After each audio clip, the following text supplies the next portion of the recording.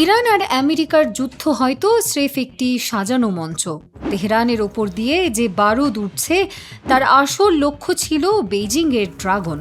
ওয়াশিংটনের operation epic Fury ইরানকে দমানোর চেয়ে চীনের গ্লোবাল সাপ্লাই চেইন ধ্বংস করার এক বিশাল নীল নকশা করছিল।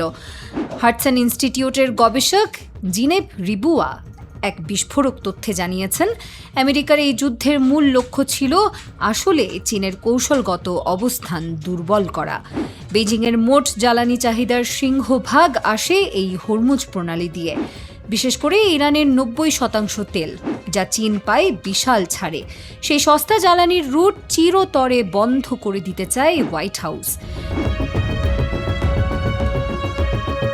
চীন এতদিন আড়ালে থেকে খেললেও হরমুজের সংকট বেইজিংকে জনসম্মুখে আনতে বাধ্য করেছে, কারণ তেলের দাম বাড়লে ধ্বংস হয়ে যাবে চীনের ম্যানুফ্যাকচারিং সাম্রাজ্য।